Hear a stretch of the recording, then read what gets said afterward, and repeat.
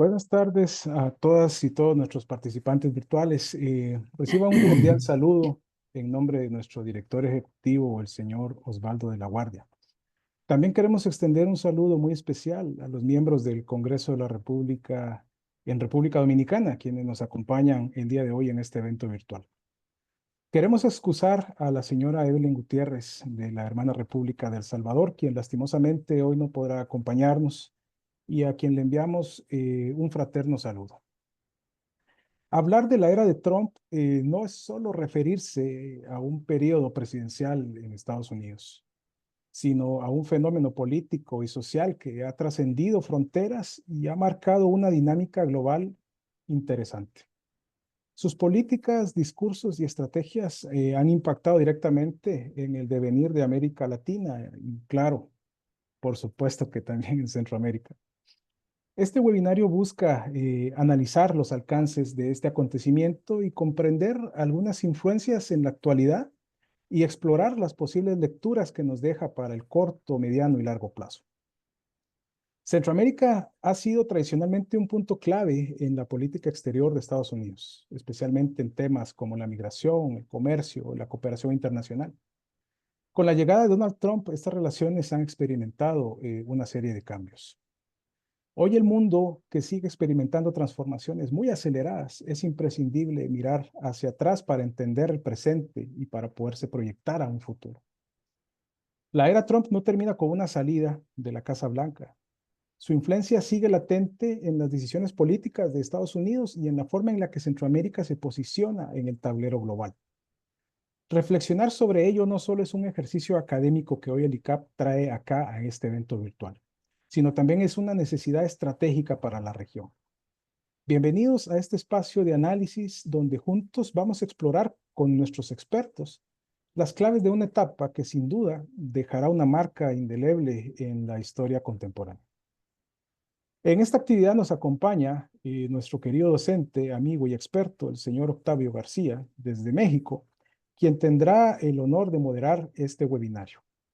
Miembro de la Red Iberoamericana de Seguimiento de la Agenda 2030 de la Red de Científicos de América Latina y el Caribe. Miembro también de la Red Académica de Gobierno Abierto, de la Red de Investigadores Parlamentarios en línea, Redipal. Y también miembro activo de la Asociación Española de Comunicación No Verbal. Ha sido asesor para la Conferencia Nacional de Gobernadores en la representación del Gobierno del Estado de Yucatán en la Ciudad de México, también en la Dirección de Relaciones Interinstitucionales de la Cámara de Diputados del Congreso de la Unión y la Asamblea Constituyente de la Ciudad de México. Ha impartido cursos de grado y posgrado en universidades mexicanas y también en el Instituto Centroamericano de Administración Pública. Le damos la más cordial bienvenida, doctor Octavio García, quien nos va a presentar a cada uno de nuestros expertos y quien también va a moderar el tema La Era de Trump, retos y oportunidades para Centroamérica. Adelante, don Octavio. Mucho gusto. Muchísimas gracias, apreciado don Marvin. Saludo de forma muy especial a todos quienes están presentes en este webinario. Saludo de forma muy cálida a don Osvaldo de la Guardia y al doctor Jean-Paul Vargas, particularmente en el marco del doctorado en gestión pública y empresarial del Instituto Centroamericano de Administración Pública. Apreciada doctora Mariana Paricio Ramírez, usted tendrá en primera instancia la posibilidad de dirigirse a nuestro amable auditorio. Permítame presentarla con el gusto de compartir no solo una nación, sino una vocación. Ella es doctora en Ciencias Sociales por Flaxo, México, profesora titular en el Centro de Relaciones Internacionales de la Facultad de Ciencias Políticas y Sociales de la UNAM. Coordina actualmente el Observatorio de la Relación Binacional México-Estados Unidos y co-coordina el Grupo de Trabajo Estudios sobre Estados Unidos en Claxo. Tiene como sus principales líneas de investigación diplomacia económica de Estados Unidos y China hacia América Latina, relaciones comerciales y política de Estados Unidos con América Latina e integración económica en la región.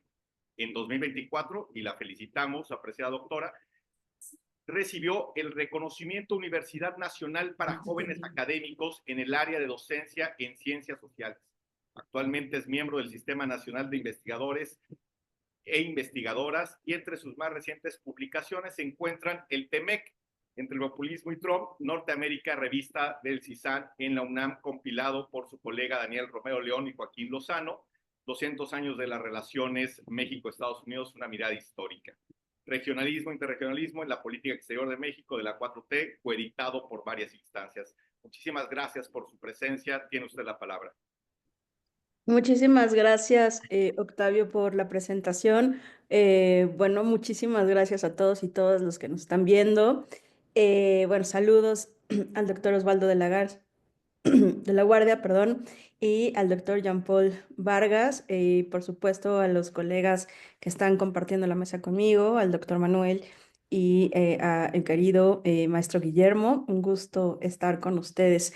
Bueno, hablar o conversar respecto al presidente Donald Trump en segundo mandato con los diversos frentes que ha estado abriendo en estas últimas 3 semanas, que parecieran años, pero solo son 3 semanas. No hemos llegado ni a los 100 días de gobierno, esto va a estar relativamente cerca por ahí del mes de abril.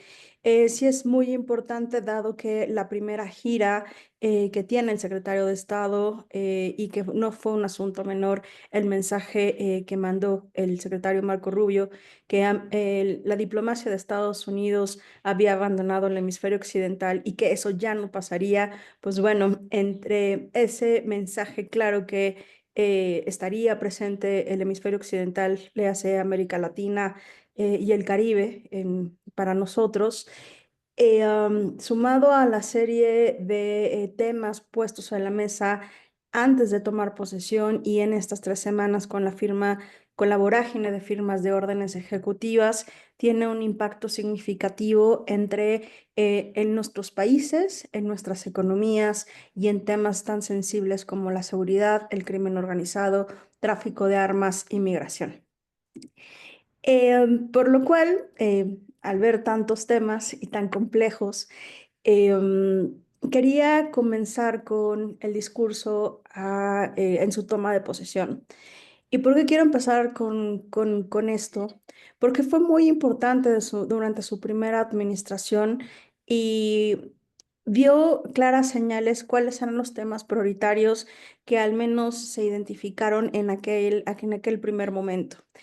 Y que no es extraño porque, dado este discurso, también marca la pauta hacia cómo debemos de entender muchas de las órdenes ejecutivas y el accionar de la política exterior de Estados Unidos para Centroamérica en particular, pero en términos internacionales en general. Durante estas primeras palabras como presidente en ejercicio, y cito textual un breve párrafo. La soberanía de Estados Unidos ha sido trastocada. La frontera sur está invadida por cárteles, bandas criminales, terroristas conocidos, traficantes de personas, contrabandistas, varones en edad militar no examinados de adversarios extranjeros y narcóticos ilícitos que perjudican a los estadounidenses, incluido Estados Unidos.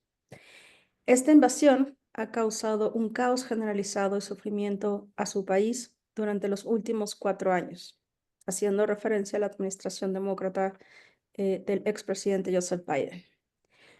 Ha provocado los horribles e inexcusables asesinatos de muchos ciudadanos estadounidenses inocentes, incluidos mujeres y niños, a manos de extranjeros ilegales. Las bandas criminales y los cárteles extranjeros han empezado a hacerse del control de parte de las ciudades, atacando a nuestros ciudadanos más vulnerables y aterrorizando a los estadounidenses más allá del control de las fuerzas de seguridad locales. Los cárteles controlan vastos territorios justos al sur de nuestra frontera meridional, controlando de manera efectiva quién puede y quién no puede viajar a Estados Unidos desde México. Cientos de miles de estadounidenses han muerto trágicamente por sobredosis de drogas debido a los estupefacientes ilícitos que han fluido a través de la frontera sur. Este asalto al pueblo estadounidense y a la integridad de las fronteras soberanas de Estados Unidos representa una grave amenaza para nuestra nación. Cierro la cita textual. ¿Por qué pensar para Centroamérica y Estados Unidos iniciar con esta cita textual?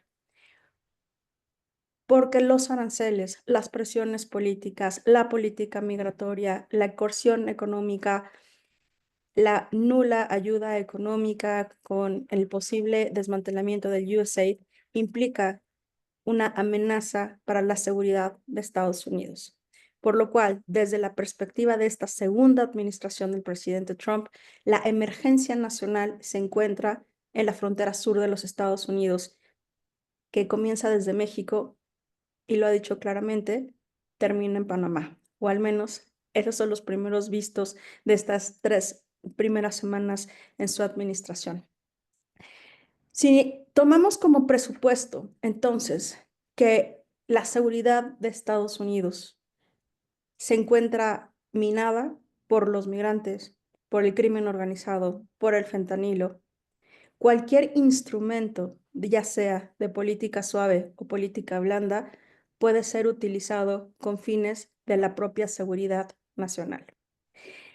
Y quisiera concentrarme en uno de los temas importantes y que seguramente todos los que nos están escuchando han identificado en estas últimas semanas, y son los aranceles. Los aranceles forman parte de la diplomacia económica de Estados Unidos como un mecanismo de coerción. Hay diversas formas de diplomacia económica y la que hemos estado siendo partícipes en nuestros países ha sido justamente la de coerción política.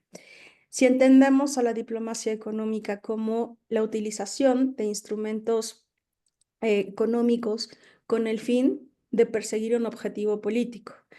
Y estas sanciones y aranceles van específicamente a hacer el más daño posible con el menor costo posible para quien lo ejerce, pero sí que tenga más daño para modificar el comportamiento político al que se le está aplicando. Pueden ser de distintas formas, ¿no? Hemos escuchado la palabra aranceles, pero también sanciones económicas. Y entonces este triángulo de temas que hemos ido identificando cada vez más, donde la migración no tiene, está vinculada con la seguridad, con el tráfico de armas, con el fentanilo, tiene un sentido siempre y cuando lo vemos con este crisol que es la seguridad de Estados Unidos. Eso implica que Estados Unidos y esta segunda administración de Trump mantenga su posición en no creer en el sistema multilateral. Es cierto, y eso lo vamos a ir identificando posteriormente, pero lo cierto es que para Centroamérica y después de la primera gira del secretario Marco Rubio, quedó muy claro que los aranceles serían un instrumento de coerción.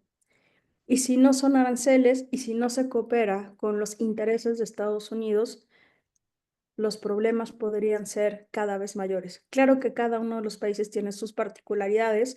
No es lo mismo el tema migratorio en Guatemala, ¿no?, que la posición que tiene ahora el presidente Bukele. Y no tampoco tiene nada que ver con Panamá, su canal y la amenaza potencial de obtenerlo a partir de considerar que otros actores como una empresa de Hong Kong que tiene la administración del canal, perdón, de los puertos, más no del canal, puede ser una amenaza potencial para la seguridad de Estados Unidos. Dicho esto, y con esto quisiera pasar la palabra a Octavio para dar la palabra a los otros colegas, me gustaría dejar algunos elementos sobre la mesa.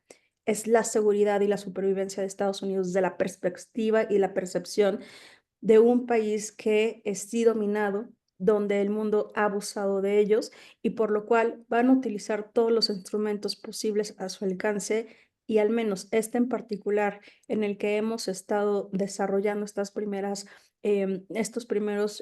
semanas, tiene que ver específicamente con aplicar intereses o tratar de hacer mayor, digamos, coerción por instrumentos económicos y comerciales, como son los aranceles, aún implicando otro tipo de acuerdos ya firmados. Va a ser muy interesante cómo este tipo de instrumentos que han utilizado, que se dinamizaron, primero fue Colombia, ¿no?, después México, Canadá, ahora amenaza Groenlandia, Unión Europea, Centroamérica, por supuesto, Cada vez las tarifas y los aranceles van a ser un mecanismo de mayor o menor influencia política conforme pase el tiempo y de hecho, ¿no? A muy temprano momento, lo que pasó la semana pasada, pues tiene que ir reconfigurando el posicionamiento y el proyecto que tiene la administración Trump respecto a nuestra región. Entonces, Octavio, te doy la palabra y, por supuesto, escuchar a los colegas. Muchas gracias, doctora Mariana. Don Manuel Aguilar Yuste, bienvenido. Le saludamos y me permite presentarle. Es ampliamente conocido el doctor en Economía y Empresa por la Universidad de Extremadura. Actualmente es profesor del área de Sociología en la misma universidad. Autor de 3 libros, 21 artículos publicados en revistas y libros internacionales, 9 de ellos en revistas de alto impacto.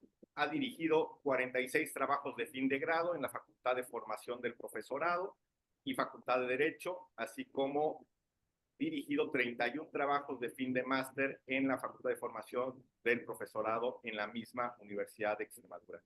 Un honor saludarle, don Manuel. Muy bien, muchas gracias, Fabio. Un saludo a toda la familia del ICAP y también a la doctora Mariana por iniciar este seminario. Bien, de entrada ya me gustaría analizar o plantear un diagnóstico, ¿no? Hacer un doble diagnóstico. Primero, un diagnóstico de situación con una visión desde Europa, una visión desde España, porque al final esto es como la técnica del movimiento del avispero, ¿no? Que yo creo que al final hay que hacer un diagnóstico de situación. Y Donald Trump lo que ha hecho ha sido eso, es decir, ha movido el avispero para ver cómo actúa el resto de agentes o de personas implicadas, o en este caso de gobiernos implicados en una cuestión que al final es una cuestión de global, ¿no? Es decir, al final cuando Estados Unidos estornuda, como decimos en España, el resto del mundo entra en proceso de gripe, ¿no? Es muy importante lo que pasa en Norteamérica. Entonces, bueno, yo quiero hacer primero un primer diagnóstico, como bien ha comentado la doctora Mariana, desde que ha comenzado la toma de posesión, que son a fecha de hoy 22 días, parece que han pasado ya como 2 años y medio, y realmente han pasado 22 días.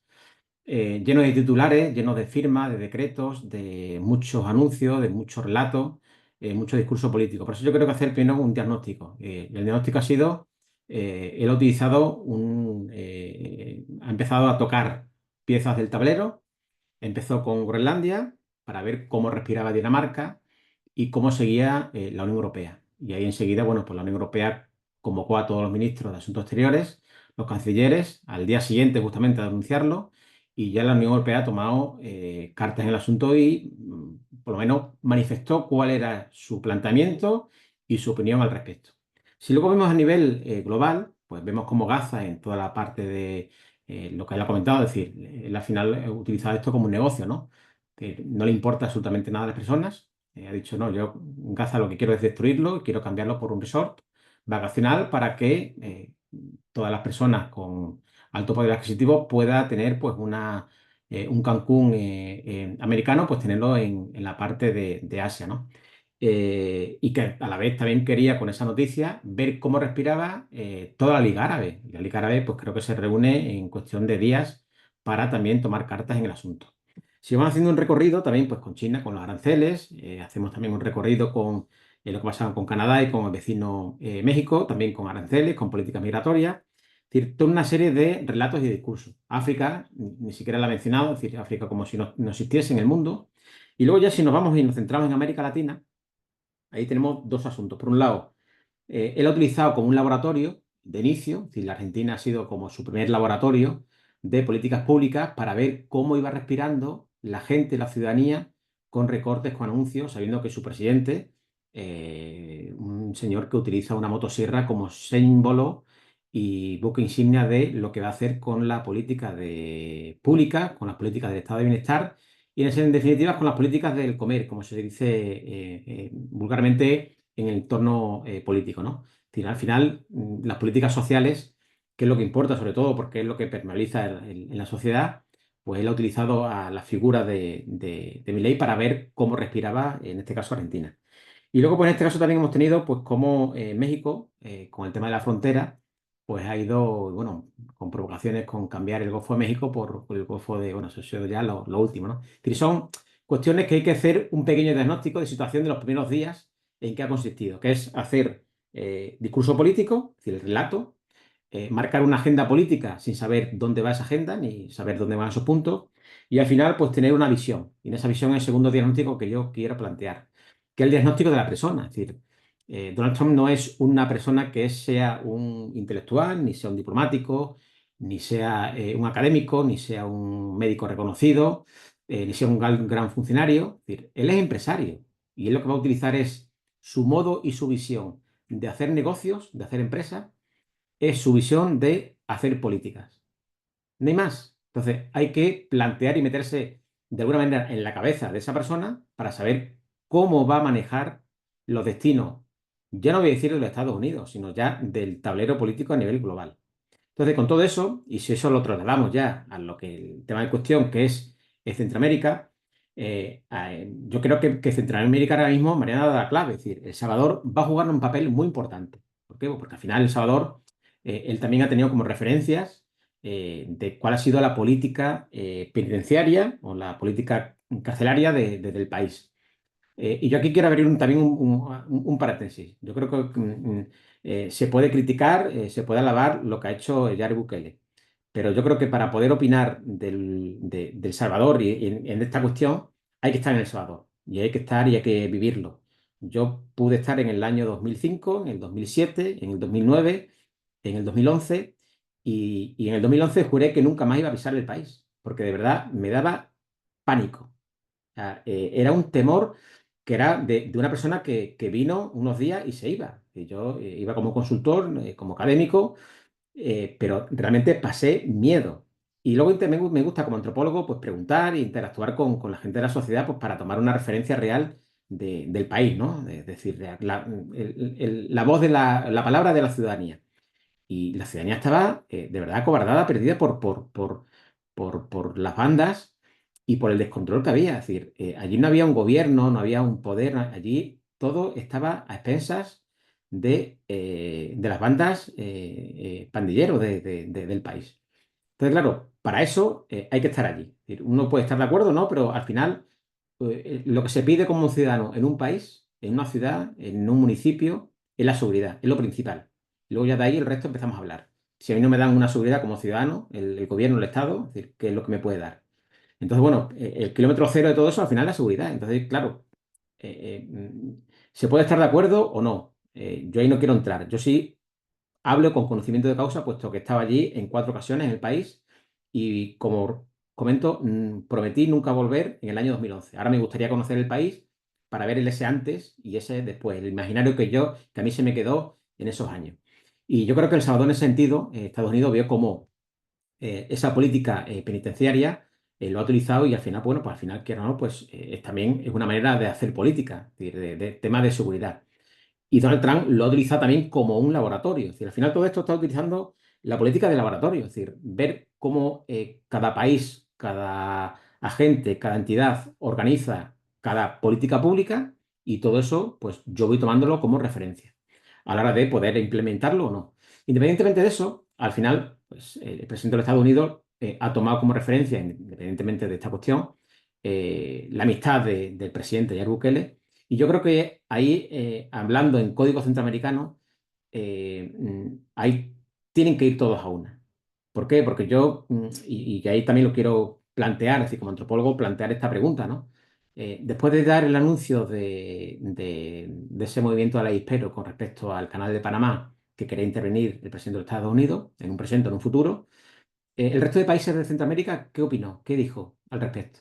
Yo doy las claves, es decir, con el tema de Groenlandia, Dinamarca, el resto de la Unión Europea, a los días se convocó un Consejo de Estado de todos los ministros de Asuntos Exteriores y de los cancilleres. Con respecto al tema de Gaza en Israel, la Liga Árabe se ha convocado también para hablar de esto.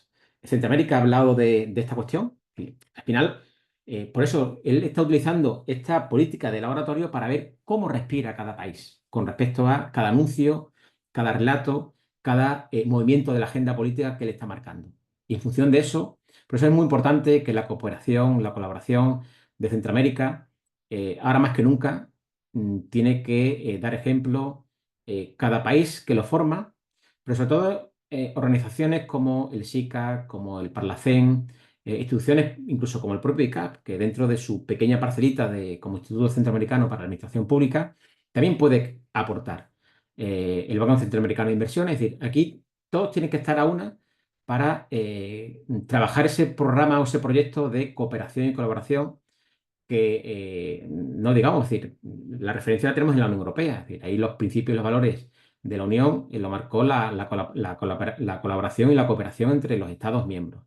Y yo creo que en ese sentido también habría que tener también esa referencia de Unión Centroamérica. Además que no es tan complejo, es decir, son países más pequeñitos y puede ser también un laboratorio y de un escaparate para el resto del gobierno a la hora de cómo una región se une en torno a una problemática, sobre todo aprovechando el liderazgo de Yair Bukele, las relaciones que tiene personales con el presidente de los Estados Unidos para amortiguar de alguna manera todos esos anuncios, esa agenda y crear un nuevo relato en cuestión de región.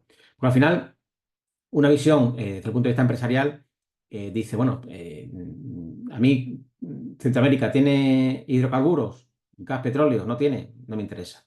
Centroamérica tiene una potente industria minera para abastecer de materia prima a todas las industrias tecnológicas del país, no lo tiene, con lo cual no me interesa. Tiene una gran industria agroalimentaria, pues tampoco lo tiene, con lo cual no me interesa. ¿Qué es lo que tiene? Tiene el Canal de Panamá y tiene las relaciones con El Salvador. Por lo tanto, yo creo que ahí hay que empezar a trabajar ese proyecto de fraternidad, porque al final todo eso, ese vacío deja también una necesidad, ¿no? Y esa necesidad que lo ha marcado la pauta el presidente de Panamá, que yo lo he visto solo en ese sentido, pues yo creo que lo que debería de construir en ese sentido un nuevo relato y sobre todo construir una alianza global en código centroamericano para poder dar respuesta a esas, no voy a decir provocaciones, pero a esa sí, a esa agenda alterada con respecto a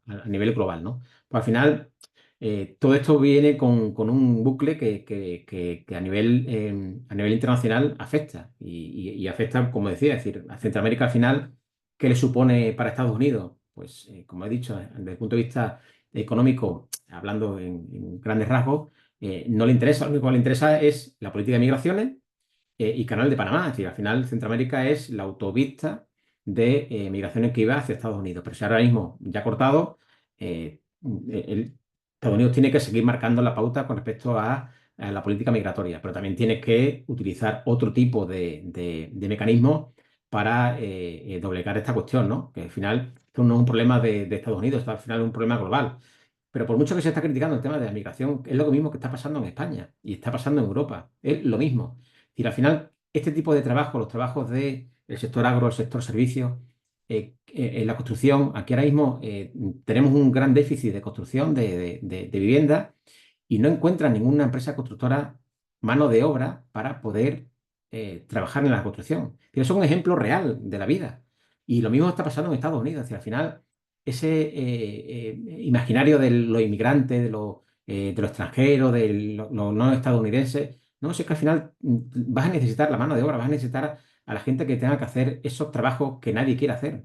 Y esta gente por no decir el sueño americano, porque al final el sueño americano es un invento que no lleva a nada, absolutamente a nada. De hecho, hoy me acordaba el sueño americano, un venezolano que no votó, pero sin embargo era seguidor de Donald Trump, ha sido el primer ciudadano venezolano que se ha venido lo han expulsado del país, ¿no?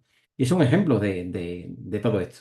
Es decir, es una locura totalmente permanente en el que vamos a entrar, que yo no sé hasta cuándo va a llegar. Es decir, yo espero que esto tenga un límite y que algún día, tarde o temprano, toda la decreto y la facilidad con la que firma decretos, llega un momento que se paralice y la cordura se plantee, porque al final, claro, uno ve quiénes son los compañeros de viaje del presidente, dice un líder mundial de nuevas tecnologías y Steve Bannon, que es su ideólogo. Es decir, al final hay que ver también en ese diagnóstico personal, hay que ver quiénes son las personas que le siguen al presidente.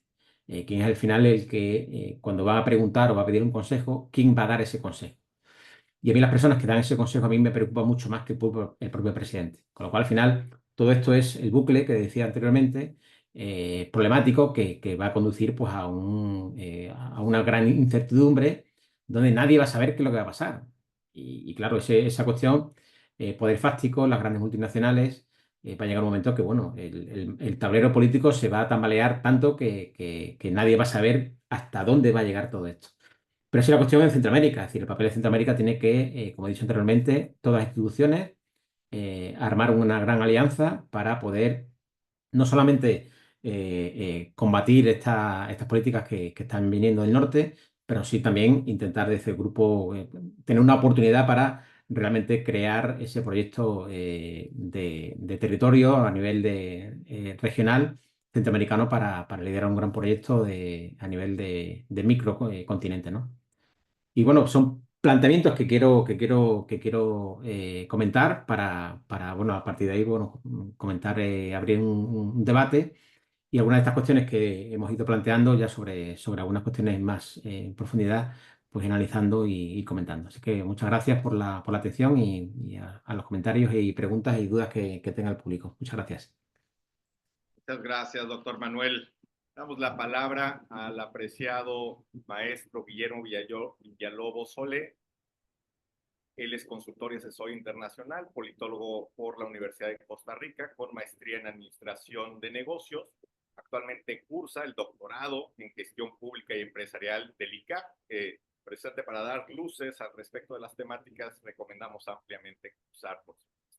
Especialista en investigación sociopolítica, planificación, gestión pública, gobernanza, cooperación y desarrollo, descentralización, desarrollo local y participación ciudadana, así como en procesos mediados de negociación y de análisis de coyuntura en varios países. Especialista en formación y capacitación con certificaciones en diversas metodologías participativas, asesor y consultor en gobiernos y organismos internacionales, y fue director del Centro de Estudios Democráticos de América Latina en la Bella Heredia, Costa Rica. Adelante, por favor, don Guillermo. Muchas gracias. Saludo a Jean-Paul Vargas, coordinador del doctorado del ICAP, y a los colegas que nos acompañan. Yo quisiera comenzar planteando, sin habernos puesto de acuerdo los dos colegas que antecedieron el uso de la palabra, me gustaría a mí empezar por poner un contexto internacional que creo que no hay que perder de vista en esta nueva visión, que tiene una narrativa que no es nueva, porque ya la pudimos ver en la administración anterior del presidente Trump, pero que retrata algunas acciones, digamos, concretas y distintas que no habían sido concluidas o realizadas o puestas en marcha en su primera gestión.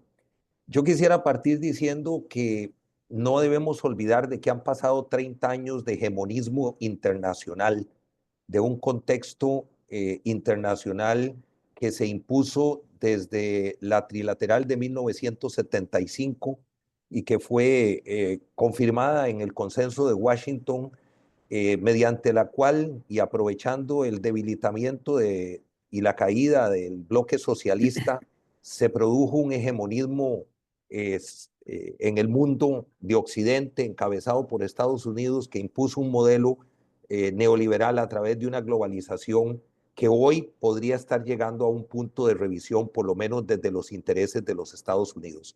No sé si porque se consideran perdedores, no sé si porque en el balance general no han alcanzado el desarrollo y no han aprovechado los espacios que generó esta globalización para haber consolidado un liderazgo como el que tuvieron en los primeros años de este proceso, y que ven, por supuesto, como una gran amenaza no a China, sino a Asia, de donde brotan una serie de países emergentes, algunos de los cuales son parte de la alianza que tiene los Estados Unidos, porque son aliados de los Estados Unidos, otros no lo son, pero que en su conjunto, en un territorio como es el continente asiático, emergen como una gran potencia que vuelve a darle un equilibrio al mundo internacional que se había perdido después de la caída del bloque socialista. Sin entrar en discusiones de carácter ideológico ni de otra naturaleza, la Guerra Fría fue un equilibrio de dientes que se mostraban entre dos grandes bloques que se dividieron el mundo después de la Segunda Guerra Mundial, y que eso se acabó a partir de finales de los años 90 y durante toda esta época hasta nuestros días. Y es así como emergen China, India, Japón, Corea del Sur, Singapur, probablemente Indonesia, Vietnam, etcétera, como un equilibrio a este nuevo mundo al que habíamos establecido como parte de ese hegemonismo que había habido en el mundo. En segundo lugar, quiero decir que no hay ninguna discusión sobre el hecho de que China, y menciono a China porque, perdonen la disrupción, ¿a quién le habla Trump con este discurso, con esta narrativa de estos 22 días? Le habla en primer lugar a su electorado, un electorado que tiene características particulares definidas al interior de los Estados Unidos, un electorado mayoritariamente conservador, blanco, con características discriminatorias. Le habla a China porque encuentra que China, en su expansión, que ciertamente se ha dado a través de la ruta de la seda, o lo que se ha llamado la franja de la ruta en América Latina, ha tomado posesión del patio trasero de los Estados Unidos. Entonces, no podemos olvidar que hablar ahora de lo que está haciendo Trump en Centroamérica o en otros países se puede desvincular de este enfoque global en el que, me parece a mí, se encuentran los Estados Unidos. En tercer lugar, hay que reconocer que Estados Unidos descuidó a América Latina, que sus últimas administraciones, independientemente de la forma en que lo hizo, pero no tuvo una política exterior necesariamente activa. Sus intereses se concentraron geopolíticamente y estratégicamente y económicamente y militarmente en otras áreas, en otras partes del mundo. América Latina no estuvo presente. Y bueno, en política hay una máxima: no hay silla vacía. La silla que se deja será ocupada, y tenemos, por supuesto, evidencia de que China, particularmente China, pero hay otras potencias que también han incrementado su presencia en la región, pero particularmente China ha ganado espacio y ha logrado que hoy, salvo 2 o 3 países en América Latina que no tienen acuerdos diplomáticos con China, Paraguay, Guatemala, me parece, Belice, todos los demás países de la región tienen acuerdos diplomáticos y reconocen una sola China, y han roto, por supuesto, sus relaciones con Taiwán. Y lo otro que sería importante señalar es que desde la caída del socialismo, Europa se dio cuenta de que un muro, una cortina, dividía el primer mundo del tercer mundo, y hubo un repliegue. Me tocó vivirlo como director de CEDAL en Costa Rica y como parte de la Fundación Friedrich Ebert, un repliegue y un recogimiento de la cooperación y del apoyo y del desarrollo que había hacia América Latina, que se volcó en una especie de acción de equiparación del resto de países de la antigua órbita de Europa del Este, para equilibrar esos modelos de desarrollo que habían sido ciertamente muy dispares respecto a Europa Occidental. Por lo tanto, hoy podríamos estar frente a lo que llaman algunos un reposicionamiento de los Estados Unidos en el continente frente a esa indiscutible presencia china. Esto podría estarse dando en el marco de lo que también algunos llamarían un reacomodamiento geopolítico en transición, o la necesidad de establecer nuevos regionalismos o nuevas distribuciones de áreas geográficas de influencia.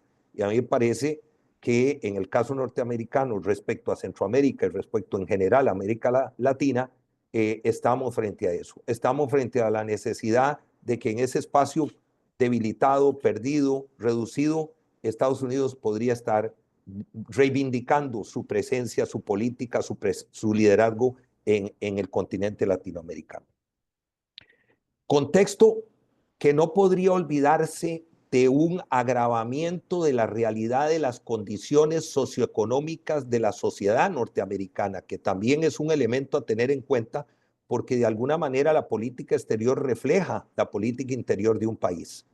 Y en ese sentido habría que decir que hay indicadores en Estados Unidos que no dejan de ser preocupantes si los vemos en relación con otros países de primer mundo, con otros países desarrollados. Por ejemplo, el 12% de la pobreza que aún persiste, que podría llegar hasta el 16, 17% si eliminamos los subsidios tradicionales que no necesariamente favorecen movilidad social y que son más bien un medio de amortiguación temporal. 40 millones y más de habitantes en los Estados Unidos viven en esa condición, carecen de una red firme, de una red social firme, sólida, de esa protección social. Hay marcadas diferencias raciales que no pueden ocultarse. Solo les doy un dato: 32% de los niños negros es pobre, 26% de los niños latinos es pobre versus el 11% de los niños blancos en Estados Unidos. Hay un deterioro evidente del mercado laboral en trabajadores de menores ingresos que han perdido capacidad y que colocan una situación difícil. Y hay una desigualdad en ingresos y riqueza que ha aumentado no solo en el mundo, ahí está el informe de Oxfam reciente que lo demuestra, pero que en el caso norteamericano también se ha convertido en una preocupación de esa sociedad. Y desde luego decir que entre los países desarrollados, Estados Unidos tiene una mayor mortalidad infantil, una menor expectativa de vida y son mucho menos saludables que lo que son los ciudadanos, por ejemplo, en países europeos. Ese es el contexto en el que yo ubicaría la situación de la posición del gobierno norteamericano encabezado por una narrativa de Trump, que quiero hacer aquí un paréntesis que me parece importante de señalar. Narrativa que para el caso de algunos países, particularmente Panamá, al que me voy a referir posteriormente, es una narrativa mitómana, es una narrativa marcada por mentiras fragantes, por mentiras importantes que no han sido necesariamente desmentidos con la misma firmeza y con la misma autoridad que se requiere. En esa perspectiva, Trump arremete con una política de amenazas, como ya ha sido dicho, confrontativa, desafiante, desestabilizadora. Ese avispero que llamaba Manuel, yo lo grafico como un golpe a la mesa, un desarmar la mesa y las reglas del juego de lo que se había hecho y se había construido con la participación activa, dicho sea de paso, de los Estados Unidos. Sin embargo, aparecen algunas acciones que lo ponen a uno en duda sobre los fines y los objetivos que podrían estar realmente detrás de estas acciones, que uno pensaría que son una respuesta de carácter nacional, de política institucional de parte de los Estados Unidos. Y es que, ¿cómo explicar que entre sus amenazas, en sus decisiones, ataca a los que son sus propios aliados, a los que han sido sus compañeros de viaje, en una imagen que deja visiones expansionistas que más hacen recordar el fascismo y el nazismo del final de la Primera Guerra y la Segunda Guerra Mundial, que por un liderazgo compartido como el que hemos tenido a lo largo de estos años en la era de la globalización? Y aquí comienzan a aparecer algunas teorías que debemos poner sobre la mesa porque me parece que son importantes. Particularmente me gustaría referirme a la teoría soberanista, originada precisamente en los Estados Unidos hace más de 100 años y que explica muy bien la profesora de historia de los Estados Unidos en la Universidad de Rutgers en un ensayo publicado precisamente el 4 de febrero de este año en el New York Times. Y que básicamente lo que nos trata de decir es que esta teoría rechaza y ha venido rechazando a lo largo de un siglo toda acción internacionalista o multilateral que los Estados Unidos haya promovido o haya participado o se haya sumado. Sus principales actores en el pasado fueron los que encabezaron en su momento el llamado movimiento American First. Fueron los que apoyaron al fascismo y al nazismo durante la Segunda Guerra Mundial y al nacionalismo, incluyendo la dictadura franquista, al tiempo que rechazaban la Sociedad de las Naciones Unidas. Es decir, estamos hablando de que en este momento la narrativa de Donald Trump tiene en su respaldo una teoría desde el punto de vista aquí de la doctora, de la profesora de la Universidad de Rutgers. Estamos teniendo un apoyo de grupos ultraderechistas, neonazis, neofascistas, conservadores, que ya habían aparecido en la Europa de los años 90 y movimientos en Alemania neonazi que fueron importantes y que fueron preocupantes y que hoy también se suman como voces a esta nueva visión, a este nuevo desarmar de estas reglas y que por supuesto se oponen a una gobernanza internacional mundial como la que se había tenido con instituciones como Naciones Unidas, organismos internacionales, etcétera, que ciertamente probablemente serán necesarios revisarlas en su esencia, pero que no dejan de ser un equilibrio importante que le dieron estabilidad al mundo, sobre todo al mundo después de la Segunda Guerra Mundial. Vale la pena también sumar otras voces en esa misma dirección y quiero señalar la del escritor israelí Uriel Daskal, que recientemente señalan que Trump desata esta arremetida con el objetivo de desviar la atención sobre la destrucción institucional que está implementando en los Estados Unidos bajo la dirección de algunos de sus amigos, y señalo esta palabra amigos en negrilla, del poder económico. Es decir, al interior de los Estados Unidos se está produciendo una serie de reformas estructuralmente importantes que podrían estar siendo desviadas de la atención ciudadana con estas narrativas, con estas mentiras construidas sobre la base de una serie de señalamientos que no son precisamente correctos. Y más recientemente, un editorial del País en España se atreve ya a titular que las medidas de Trump son un asalto a la democracia con fines y con tintes totalitarios, sin duda alguna. Y en Ohio ya se están creando milicias para proteger la comunidad de la amenaza emergente de los nazis y los supremacistas blancos que han aparecido nuevamente con mucha fuerza. Y se reviven, como dije, algunas figuras de ultraderecha en Europa sobre el llamado de lo que ellos consideran es una revolución del sentido común.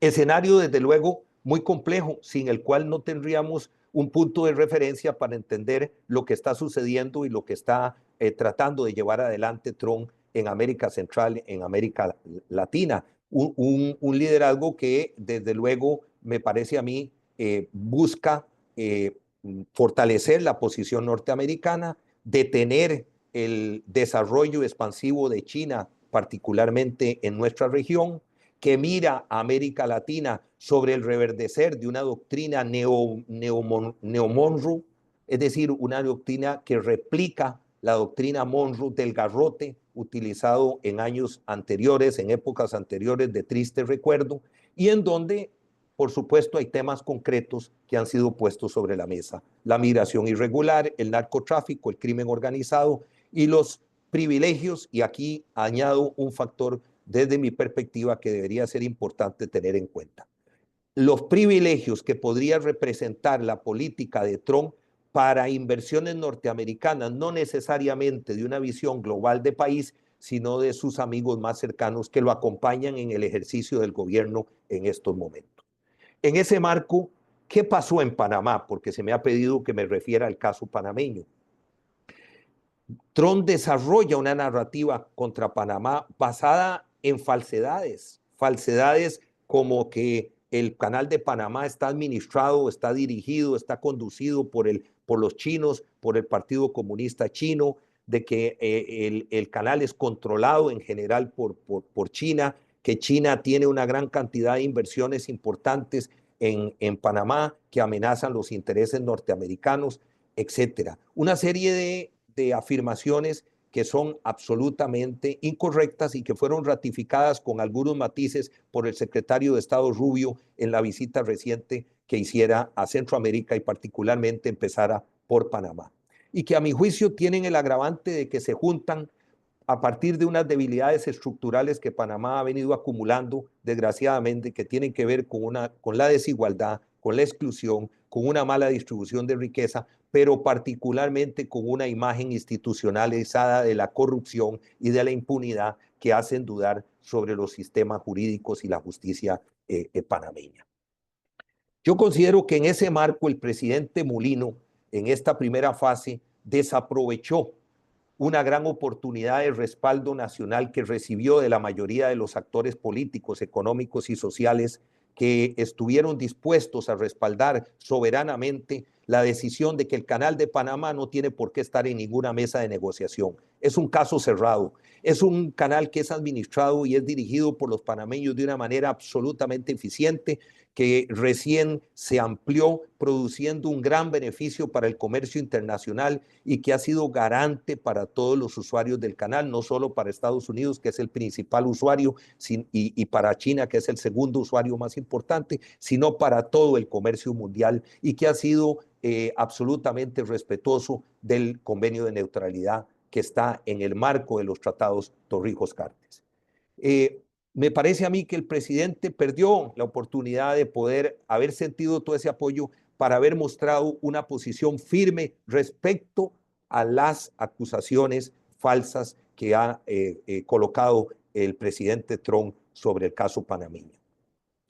Ahí la actitud carente de firmeza llevaron al presidente a cometer un gravísimo error en el marco de lo que es una buena negociación. Y es que hizo concesiones en esta primera visita que en realidad han sido vistas como complacientes y hasta posiblemente indignas, porque no era parte de lo que uno hubiera esperado que el presidente hiciera en este primer encuentro. Incluso mostrando dudas de si Panamá llegó a estas conversaciones con el secretario de Estado con una agenda propia, aprovechando de que ciertamente Estados Unidos es su principal socio, su gran compañero estratégicamente importante, y por lo tanto Panamá tiene mucho que decir y mucho que poner sobre la mesa en una agenda de negociación de esta naturaleza. ¿Qué le pidió Trump y el secretario de Estado al presidente Mulino? Bueno, el tema de parar a China, el tema de ayuda sobre los migrantes y atajar el problema del narcotráfico, del crimen organizado, y en eso el presidente Mulino hizo 3 concesiones muy concretas.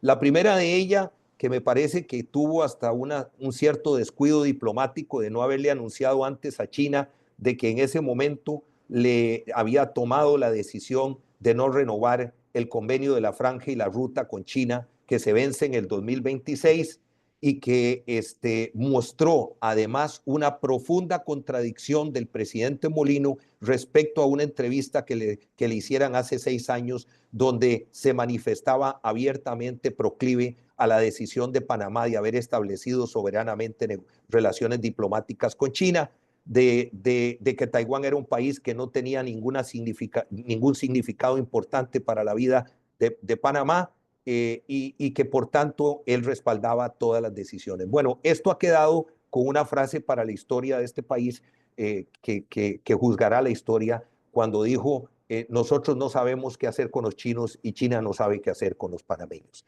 Una frase muy triste después de haber tenido una entrevista años anteriores completamente distinta. Segunda cosa que le pidió fue ceder una pista de aterrizaje en la provincia del Darién, en la comunidad de Metetí, muy cercano a la frontera con Colombia, para usarla como un punto de repatriación de aquellos migrantes que no llegan directamente a sus países y de aquellos que llegan a la frontera pasando el tapón de Darién, para que no continúen más allá de ese punto de recepción de migrantes que tiene establecido Panamá. ¿Cuál es el problema? Que esto le agregó, además de eso, la posibilidad de que Estados Unidos pudiera construir, hacer el desarrollo de infraestructura que se requiera en la pista y en infraestructura complementaria. Deja entonces en duda para algunos sectores la posibilidad de que desde ahí se pueda estar sentando las bases de una base, se pueda estar sentando los pilares de una base militar norteamericana, que ciertamente ha sido solicitada en otros momentos, que fue solicitada en Costa Rica en la época de la revolución de los contras en Murciélago, que tiene una presencia en Centroamérica con una base ubicada en Honduras, que dicho sea de paso, no debemos olvidar que la presidenta de Honduras le salió al paso a la narrativa de Trump hace unos pocos días recordándole que ahí hay una base militar y dejando entrever que podría revisarse.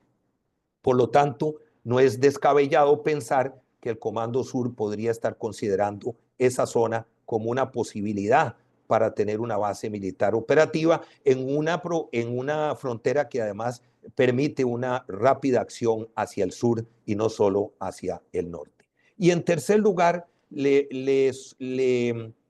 presentó al secretario de Estado la posibilidad de que una auditoría forense que se realiza por parte de la Contraloría General de la República hacia Panama Ports, cuyo dueño es la empresa Hutchison Holdings, que no es, como ha dicho Mariana, una empresa estatal china ubicada en Hong Kong, que administra puertos en varias partes del mundo, incluyendo en Estados Unidos, pudieran encontrarse algunas inconsistencias en este contrato que había sido adjudicado hace 27 años, en el 1997, se adjudicó a través de una licitación y que fue renovado hace 2 años, ciertamente dejando muchas dudas y en una renovación mal hecha, pero que rápidamente el nuevo Contralor General de la República ha procedido a esta auditoría forense, dejando la idea de que podría haber habido un arreglo previo para encontrar inconsistencias en este contrato y poderlo ofrecer como parte de los intereses que parece tener Estados Unidos. No solo en el Canal de Panamá, y aquí yo le pondría un signo de interrogación si realmente tenemos tanta evidencia hoy de que Estados Unidos está dispuesto a intervenir en el Canal de Panamá o a tomarlo por alguna de las formas que pueda considerar, o si realmente lo que está es buscando mecanismos de negociación para apoderarse de negocios importantes como son los negocios portuarios y lo que se genera alrededor de ellos en materia logística. Con el pasar de los días, ¿qué se pudo comprobar? Que la posición del presidente Molino ha sido débil, que surgieron serias contradicciones entre el informe ofrecido a la Nación por el presidente Molino y las declaraciones del secretario Rubio y del propio Departamento de Estado, que la posición de Trump no varió y se mostró insatisfecho frente a las conversaciones y resultados, reiterando las amenazas, y que empezó a jugar un juego psicológico, creo yo, ese es un punto de vista muy personal, al ofrecer realizar una llamada telefónica el viernes pasado con el presidente Molino, que fue suspendida a última hora bajo el argumento de que estaba reunido con el primer ministro de Japón, cosa que es cierta, pero que todos sabemos que desde el avión del presidente estadounidense se pudo haber hecho la llamada, si así lo hubiera querido, en medio vuelo hacia la Florida. No hay claridad en si esa suspensión entonces es una guerra psicológica frente a la debilidad mostrada por Panamá o si realmente es un interés verdadero, si lo que hemos visto, por lo menos hacia Panamá, es una narrativa llena de falsedades. Las reacciones del presidente Molino, sobre todo en la conferencia del jueves pasado, fueron muy malas, equivocadas. Hubo maltrato a los periodistas por las preguntas que se hicieron. Hubo una soberbia importante a propósito de lo que señalaba Manuel y de la posibilidad de articular grupos de países, ya sea alrededor del SICA, ya alrededor del CELAC. Dicho sea de paso, hago la mención de que el CELAC iba a ser convocado y fue suspendido por presiones para que no se diera precisamente como lo ha planteado Manuel en su intervención anterior. En ese marco de cosas, el presidente Molino dijo una frase que cierra para el caso panameño esta posibilidad en el marco del SICA, al afirmar de que él no necesitaba ningún tipo de ayuda frente a una pregunta hecha por un periodista y que también en una frase lapidaria que quedará para la historia dijo: yo no necesito compañía, no necesito compañero de viaje en esta lucha. Esa es una lucha personal, es mía, yo soy el único autorizado en hablar del tema, con lo cual, por supuesto, se aísla en una disputa que ya de por sí era entre uno muy grande y uno muy pequeño, pero que la debilita aún más al asumir este tipo de posiciones, por lo menos es mi punto de vista. Deja en ese sentido dudas si Panamá realmente tiene una estrategia en forma y fondo para enfrentar las mentiras y amenazas del presidente Trump. Cualquier negociación en adelante, me parece a mí que en el caso panameño presenta una posición debilitada de Panamá y crea un malestar que ya comienza a hacerse sentir entre algunos sectores por las implicaciones en una economía pequeña, abierta al mundo, como es el caso de Panamá, que está muy expuesta a los vaivenes de este tipo de situaciones que se están dando precisamente a partir de estas cosas. Concluyo con 4 cosas siguientes, y perdonen que me haya tomado algunos minutos de más. 1, Trump juega con una narrativa basada en falsedades que no ha sido desmentida con la firmeza e insistencia que se requiere. Una verdad, una mentira repetida, repetida y repetida puede convertirse en una verdad, y una mentira de ese tipo entonces requiere insistentemente y firmemente desmentirse las veces que sean necesarias. En segundo lugar, se aprovecha de la debilidad mostrada por el gobierno de Panamá. La posición de Trump se fortalece en la amenaza, en la actitud desafiante e indignante con la que se ha referido a Panamá. Solo quiero decir que ni siquiera mencionó el nombre del presidente de Panamá. Lo trató de una manera despectiva, no dijo ni su nombre, ni dijo su apellido, se refirió a la persona esa que está manejando el país de una manera inaceptable desde el punto de vista de una cierta dignidad. En tercer lugar, juega con una presión psicológica ante la ausencia de una posición clara, firme y contundente del gobierno de Panamá. Y finalmente, me parece a mí que Trump muestra intereses claros sobre negocios, y ahí lo decía Manuel, creo, no sé si Mariana también se refirió a ese punto, pero sobre negocios, particularmente en el caso panameño, sobre puertos, para favorecer, creo yo, amigos cercanos que podrían ser parte del círculo de gobierno que en este momento acompañan al presidente Trump. Gracias, Octavio. Muchísimas gracias, apreciado maestro Guillermo Villalobos. Les agradezco a los 3 haber observado las preguntas que nuestro distinguido auditorio ha formulado. Les pido que puedan seleccionar las que especialmente se han dirigido de manera particular. Y de entrada quisiera preguntarles de manera abierta cuáles son los retos que ustedes visualizan para construir un futuro de ganancia compartida. ¿Cómo le hacemos para que gane Centroamérica, para que ganen las Américas, no solo en esta 47ª oportunidad de la persona que está al frente de los Estados Unidos de Norteamérica, el presidente, su excelencia Donald Trump, sino el que todos los presidentes del área centroamericana y sobre todo las poblaciones, 46 millones que en Centroamérica nos unen, gane. No solo en los próximos 200 semanas, sino en el mediano y largo plazo. ¿Qué tenemos que hacer distinto para tener acciones compartidas, compromisos que nos unan y que respondan a este desarrollo regional y una articulación del rol en lo global? Mariana, doctora, por favor. Gracias, Octavio, por tus preguntas y también por todos aquellos que escribieron en el chat. Yo creo en esa, Octavio, voy a ser pesimista. Voy a ser pesimista y creo que tanto Manuel como Guillermo han dado claras señales de por qué no veo claro qué acciones compartidas o qué acciones, digamos, y no compartidas se podrían realizar frente a una administración como la que estamos viviendo. Durante la administración Biden hubo un gran debate a nivel de política exterior y política internacional sobre por qué el regionalismo importaba. Y eso también tiene un antecedente en el siglo XXI con la administración de Barack Obama. La multilateralización de los efectos del liderazgo hegemónico de Estados Unidos es mucho más claro y patente con el Partido Demócrata, no así con el Partido Republicano. Si nosotros identificamos quiénes han sido los presidentes en el siglo XXI en el Partido Republicano, tuvimos una guerra contra el terrorismo, una versión inicial una primera versión del presidente Trump, donde hay ciertos mecanismos que se mantienen vigentes,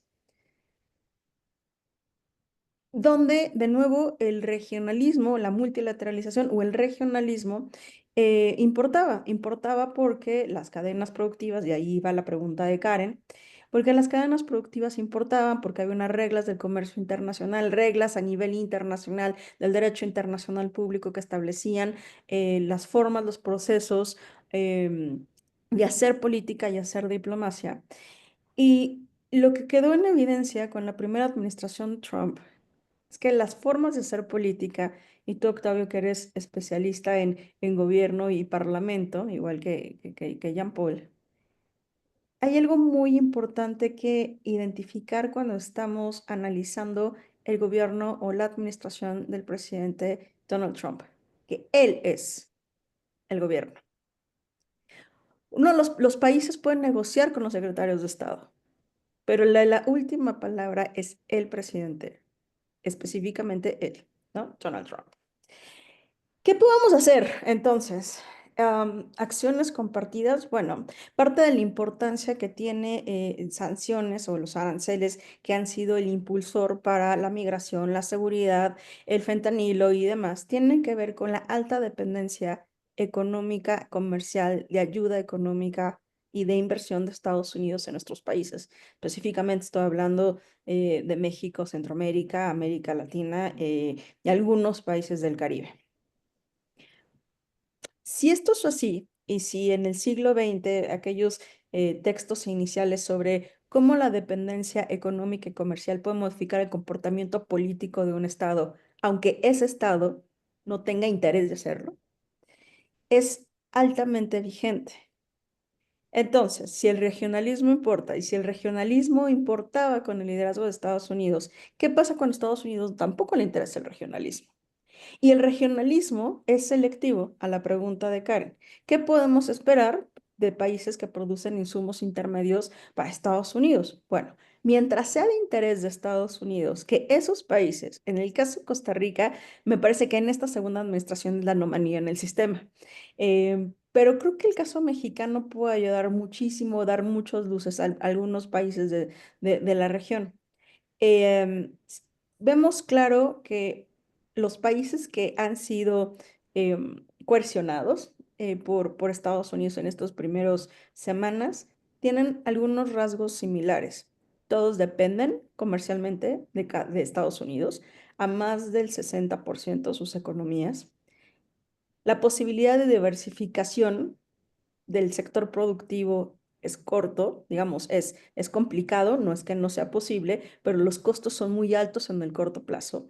Las externalidades son altas y la capacidad de atracción de inversión no necesariamente es relativamente sencilla, si no es el capital nacional, porque la inversión extranjera tendría ciertas dudas porque son países, crimen organizado, inseguridad, entre otras características que no necesariamente son óptimas para la inversión. Entonces, en el caso particular de Costa Rica, la industria de los dispositivos médicos, ya después de la visita del secretario Marco Rubio, pues parece que es una forma muy importante de poner a Costa Rica como parte de la cadena productiva. Eso va a ser así y es decisión de las administraciones de nuestros países que eligen y deciden si forman parte de esa cadena productiva y asumir los costos de la dependencia de sectores prioritarios para sus economías. Si eso no es así, y con esto voy cerrando porque no sé cuánto tengo tiempo, cuánto tiempo tengo, perdón. Es interesante en el caso mexicano y el sector automotriz. Una de las órdenes ejecutivas que ha firmado el presidente Trump tiene que ver con la relocalización nuevamente de todo el sector manufacturero del sector automotriz, que es la cadena más importante dentro del TEMEC. Es decir, Estados Unidos, a partir de su seguridad nacional, está dispuesto a asumir los costos del desacople económico hacia procesos de regionalización, si con ello su seguridad nacional en el mediano plazo va a estar garantizada. Entonces, ¿qué acciones compartidas? Yo lo veo muy complicado, así como han identificado, el presidente Bukele tiene una agenda muy específica, el presidente Moulino tiene otra en particular, la presidenta Sheinbaum está por otro lado. Es más, pueden ver América del Norte y pensando en regionalismo para no hablar sobre el SICA, que a mí me encantaría escuchar qué piensan ustedes si el SICA tiene la posibilidad de crear acciones conjuntas y compartidas para superar esta crisis. Y a partir también del contexto geopolítico, fíjense qué interesante el caso de América del Norte, en el momento, en la semana pasada en que Trump había anunciado aranceles tanto para los dos socios comerciales más importantes y de su seguridad, Canadá y México, dijo que estaba dispuesto, ¿no? Es más, en algún momento y tradicionalmente Canadá no apoya a México, coqueteó el primer ministro con la posibilidad de tener una acción compartida con México y eso se cayó el siguiente día. Es decir, el regionalismo es interesante siempre y cuando se vayan construyendo intereses compartidos con cadenas y con inversiones que vayan mucho más avanzadas. Y en eso Manuel pues tiene muy claro el proceso de la integración europea y su fortaleza en tener políticas públicas externas comunes. En el caso nuestro, de América del Norte y del propio sistema de integración, los intereses no son iguales, las amenazas son distintas y por lo tanto las políticas van a partir de los propios intereses nacionales de cada país. Por lo tanto, Octavio, sí, mi respuesta es bastante depresiva, si quieres verlo así, pero no identifico ahora cuál puede ser el canal conductor. Un Trump amenazante no fue suficiente para la unidad de la región los 4 años posteriores y me parece que en momentos de crisis los países ven internamente y no necesariamente hacia los otros. Y eso también tiene que ver igual con una de las preguntas y solo si me permites hacer una precisión acerca de una pregunta que hizo Mario. Si una de las justificaciones de utilizar los aranceles y esta política coercitiva hacia nuestros países tiene que ver con el tráfico de drogas, el crimen organizado, el fentanilo y los migrantes. ¿Qué pasa Mario nos pregunta, ¿qué hacen ellos con los carteles internos, ¿no? y la distribución de consumo en Estados Unidos? El gobierno mexicano hace 2 años perdón, 3 años, comenzó una demanda en contra de prácticas negligentes de empresas armadoras. El próximo 4 de marzo va a ser el fallo de la Suprema Corte sobre una de esas demandas. Lo que ya anunció el presidente Trump es, eso no nos interesa. Los países tienen que hacer su trabajo. Lo nuestro es nuestro problema, pero también nuestro problema es que los otros hagan lo suficiente. ¿Qué es lo suficiente? Lo que él considere suficiente. Y entonces es un círculo vicioso. No hay un interés compartido ni una responsabilidad compartida. Eso fue en la época de Robert Pastor, ¿no? y la posibilidad de la idea de América del Norte, donde los cárteles eran responsabilidad. Ahora no. Ahora es quien lo envía, así como fue en su momento, quien acoge y protege a los terroristas en su territorio, son enemigos también de Estados Unidos. Muchas gracias, Octavio. Muchas gracias. Apreciado doctor Manuel, hoy el vicepresidente Vance estuvo en París presente en la cumbre de inteligencia artificial en su primer viaje internacional. En esta visión transatlántica que usted nos posibilita, ¿cómo ve las preguntas formuladas por nuestro apreciado auditorio y los retos de armonización de este globo que hemos tratado tan rudamente en este 2025 después de la pandemia y que se ve muy distinto a como se visualizaba en el 2000? Sí, muchas gracias, Octavio. Al hilo de lo que comentaba también la doctora Mariana, yo creo que no se puede abordar todo lo que hemos estado planteando, lo que es el proceso de unión de la región centroamericana, no se puede abordar desde el enfrentamiento ni desde el individualismo, como ha puesto de manifiesto el presidente de Panamá cuando él dijo que no, este es un problema mío, no es el problema de nadie, solamente esto lo puedo solucionar yo. Tenemos la otra contraparte, ¿no? La experiencia, por ejemplo, de Dinamarca. El problema no era de Dinamarca, es de Dinamarca, pero también el problema es de la Unión Europea. Es decir, eso no era bueno. Yo creo que ahí el presidente Molinón fue muy torpe ahí en ese sentido y teniendo la trayectoria y la experiencia que él tenía en gobierno, haber hecho esa actuación, ¿no? Yo, por lo tanto, no se puede abordar todo esto desde el enfrentamiento, ni desde el individualismo, ni tampoco desde la polarización. El bien común de todos los pueblos de Centroamérica y empezar a hablar de un código centroamericano, en un código global. Aparte ya, porque al final toda la polarización que estamos viendo en los últimos días, de lo rojo-azul, de lo alto-bajo, de norte-sur, al final todo esto nos está llevando también hasta este plano. Es decir, y tenemos que de alguna manera aprovechar esta situación y empezar a crear nuevos paradigmas y nuevos modelos de gestión pública y de gestión de la administración. En este caso, en un contexto internacional como puede ser el ejemplo de Centroamérica. Yo siempre digo que cada país de Centroamérica es un laboratorio de ideas, de experimentos, de análisis y todo eso se puede exportar al exterior, ¿no? Porque son países pequeñitos que se pueden manejar en cierta estrategia dentro de lo suyo de innovación, de sanidad, de aplicación de políticas públicas y puede ser un modelo exportable al resto, ¿no?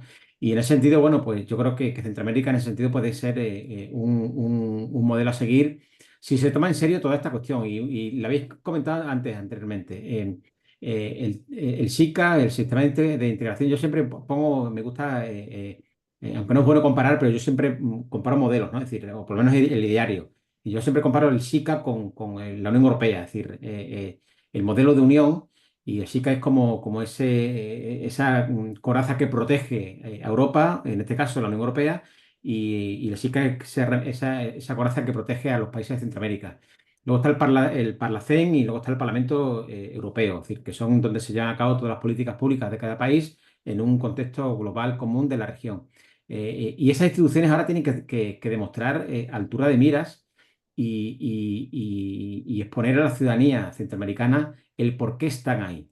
Es decir, ahora sí que también puede ser una evaluación importante para poder analizar para qué está el Parlacén, para qué está el SICA, para qué está el Banco Centroamericano de Inversiones.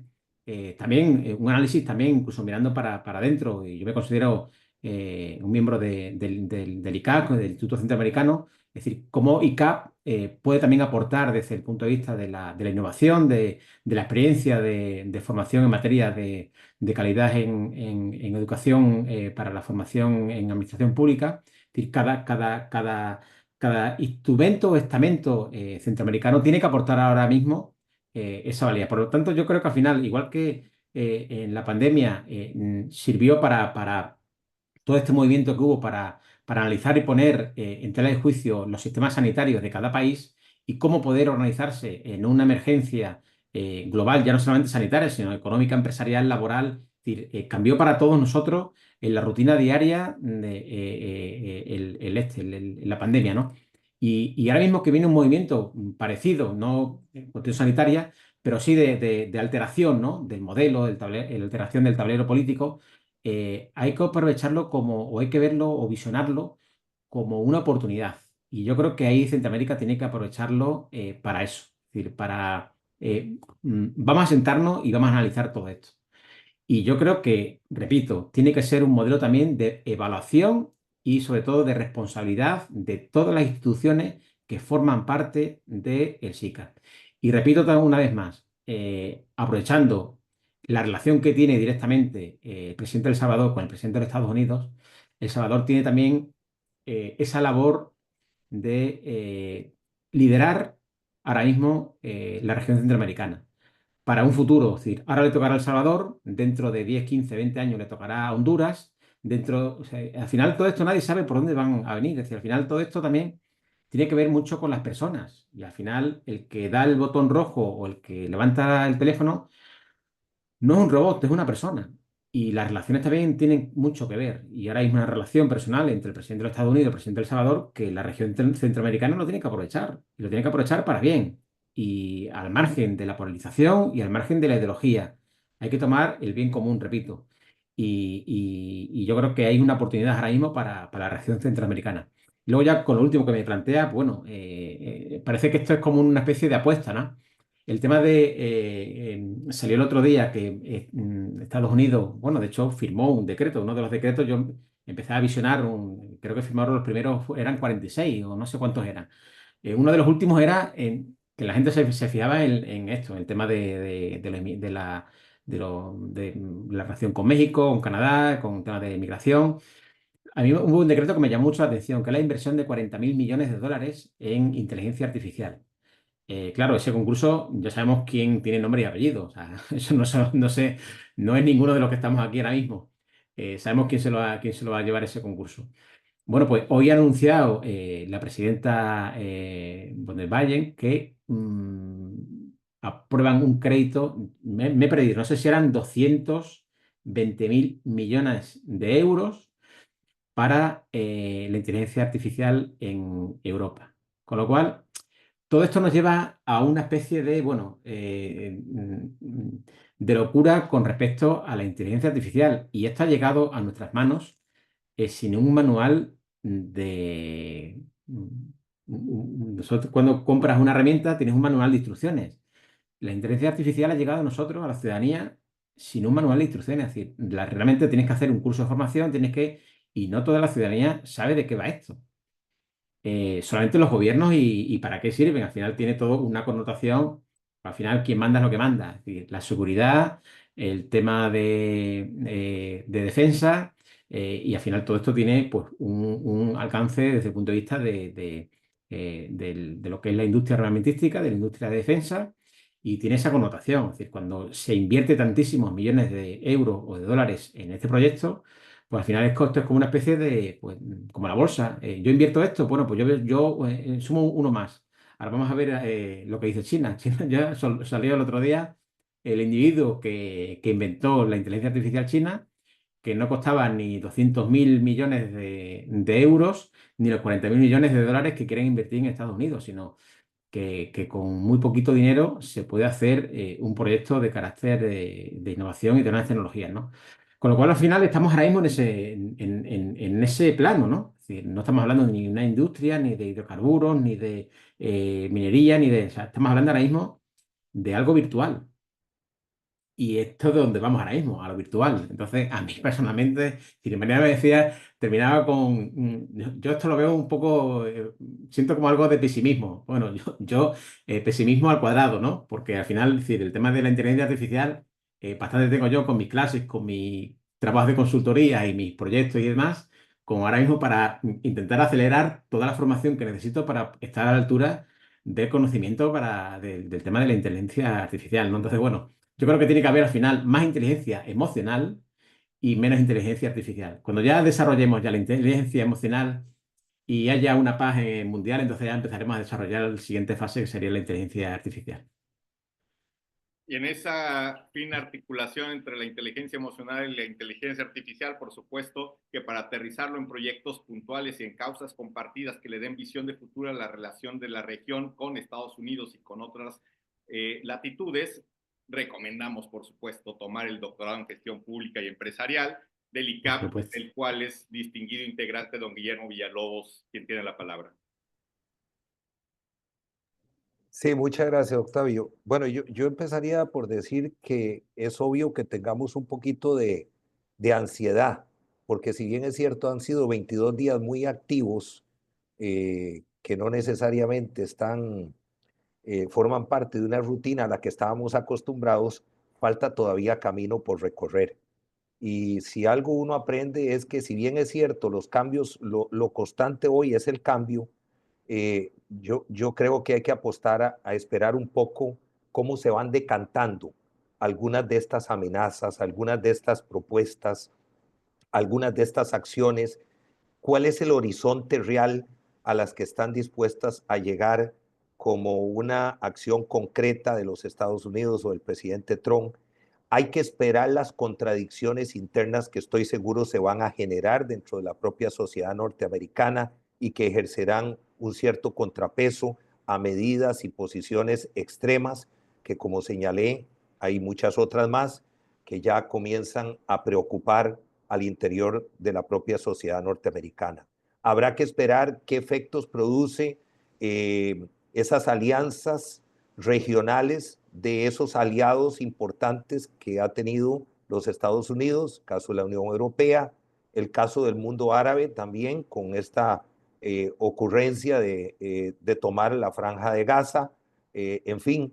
El primero en reaccionar, solo para hacer un comentario al respecto, fueron los sauditas, que han sido aliados en su momento. Es decir, y su reacción fue inmediata de solidaridad con el mundo árabe, no con el mundo occidental de la propuesta norteamericana. Entonces, yo creo que lo primero que deberíamos tener presente es que este es un proceso de una guerra comercial no convencional dentro del esquema de los conflictos que hemos pasado, sobre todo a lo largo del siglo XX, que asistimos a una revolución que, como decía Manuel ahora, es una revolución marcada por el desarrollo del conocimiento y la tecnología.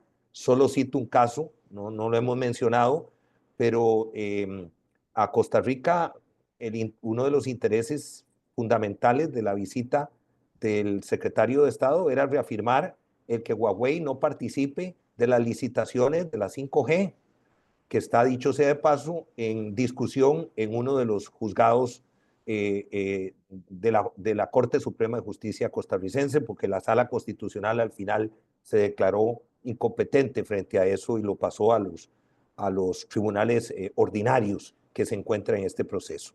Entonces sí, estamos frente a una guerra no convencional marcada por el desarrollo tecnológico, por el control de esta inteligencia artificial, por el control de la tecnología, el conocimiento, que es ciertamente muy acelerado y que va a generar, desde mi perspectiva, nuevos reordenamientos geopolíticos. Pero sí, por otro lado, coincido con Mariana y soy un poco pesimista también en esto de los regionalismos e incluso de las instancias como las que tenemos en nuestra región.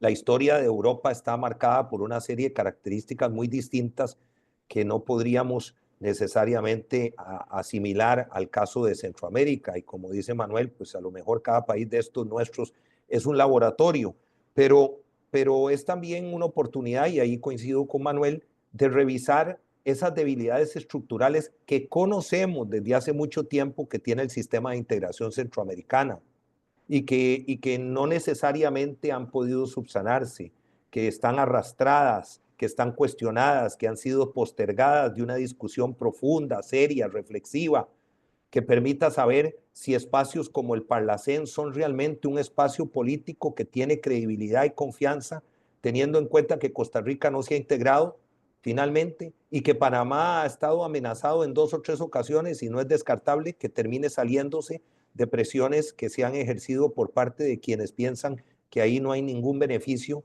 porque eso ha servido para otro tipo de situaciones que no son necesariamente las más destacadas que uno pensaría en un espacio de diálogo y de control político como puede ser un parlamento centroamericano.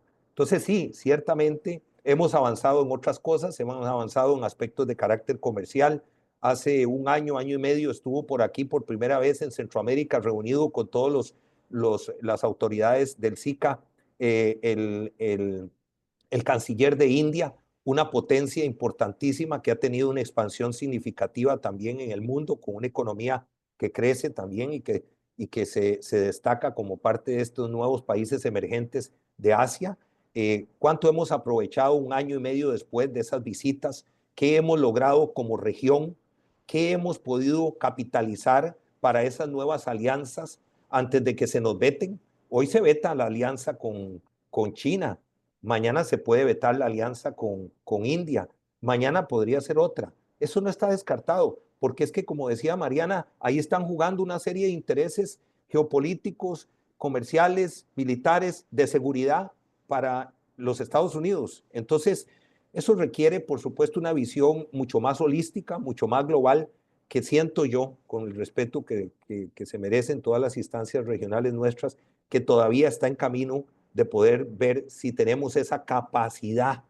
Y eso pasaría por lo que Manuel señalaba. Pues yo creo que, como diría el poeta Víctor Hugo, habría que pararse en el espejo de nuestras propias faltas como región para mirar un poco ¿Qué es lo que ha impedido que nosotros podamos ser mucho más hermanables y amigables, a pesar de que compartimos la tortilla y el maíz, a pesar de que compartimos el mismo idioma, a pesar de que compartimos pueblos originarios que nos unen y que nos llenan de orgullo? Y sin embargo, no somos capaces muchas veces de podernos sentar en una mesa para discutir temas trascendentales como esto, como tener una posición, por ejemplo, para llevar un punto de vista a una mesa de negociación frente a una potencia tan importante, por su cercanía territorial, por su relación comercial estratégica con nuestros países, para poder tener por lo menos una posición unitaria frente a estas cosas. Hemos preferido la bilateralidad, la negociación individual. Y cierro solamente con el mismo cariño y respeto y la misma esperanza de que El Salvador sea un país distinto. Me tocó también muchísimo acompañar por muchos años a El Salvador. Es más, debo confesar que me mataron a muchos amigos que en su lucha por la democracia, por formar un organismo político para participar en la democracia, eran perseguidos y asesinados, y la lista es inmensa, y no me refiero a los 80, 90 mil o 100 mil muertos que quedaron en la revolución, sino a muchos dirigentes políticos que entregaron su vida en el juego democrático de tratar de encontrarse. Y me tocó y me ha tocado acompañar en El Salvador, en Honduras, en Nicaragua, en fin. Jean Paul conoce muy bien la trayectoria de lo que hicimos en el CEDAL por la democracia en América Latina y particularmente en Centroamérica. Debo decir que sí, que es muy importante la seguridad, que es muy importante haber bajado esas tasas que llegaron a 75, 78 por cada 100,000 habitantes de homicidios en un triángulo entre Guatemala, Salvador y Honduras, que era algo extraordinariamente pavoroso. Honduras, San Pedro Sula llegó a tener 300 por cada 100,000 habitantes y se convirtió en una ocasión en el mundo, en la ciudad más peligrosa del mundo, a pesar de que en el Medio Oriente habían guerras terribles que se mataban.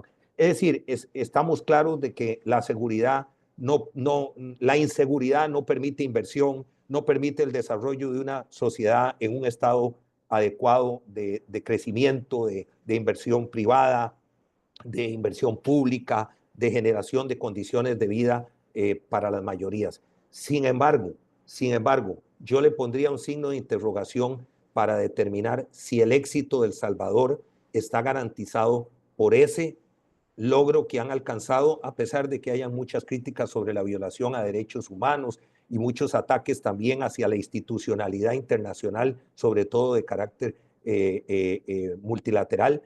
Más allá de eso, habrá que esperar también para ver si en el plano del desarrollo económico, en el plano de la reducción de la pobreza, de la marginalidad, de las brechas sociales y de la desigualdad y la exclusión, eso se convierte de verdad en una política que permita pensar que entonces hay un progreso compartido y amplio, más allá de haber controlado un tema de seguridad que ciertamente es importante.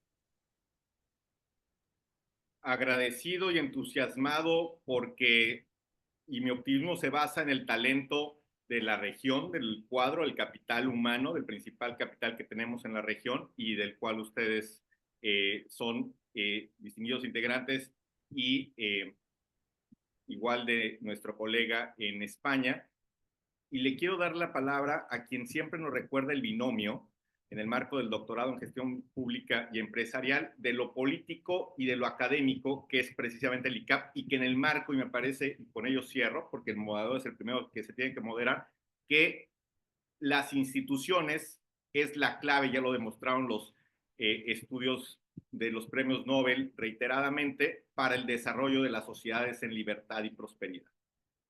Don Jean Paul Vargas, muchas gracias por la oportunidad de compartir este espacio. Muchas gracias, don Octavio. Unas breves palabras. Antes que todo, agradecerle a don Manuel Aguilar, obviamente, a don Guillermo, y a la doctora Mariana Aparicio, y a ti, Octavio, por su participación. Y digo esto porque el ICAP es un centro también de pensamiento y nos gusta escuchar diferentes voces. Usualmente, cuando hablamos un poco de prospectiva política, cuando tenemos escenarios con altos niveles de incertidumbre y volatilidad, existe un factor que se llama la inteligencia de las multitudes. se conoce de distintas formas, pero básicamente es la capacidad de captar diversas lecturas, de integrar diversas lecturas. Desde luego, cada lectura tiene un sesgo, tiene una visión, tiene una connotación, pero en su integralidad te ayudan a comprender mejor el panorama. Creo que el carácter pesimista, optimista, es un elemento obviamente bastante subjetivo y depende de dos cosas. Esto lo pongo, perdonen, muy sencillo. Es como una ola gigante.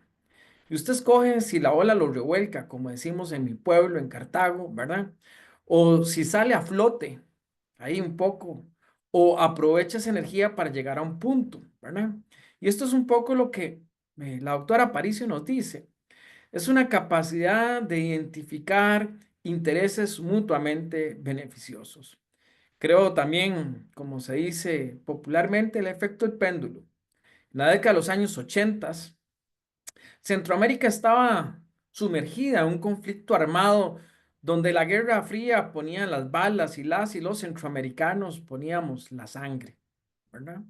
Y en este contexto había muchos intereses de las potencias hacia uno o hacia otro elemento.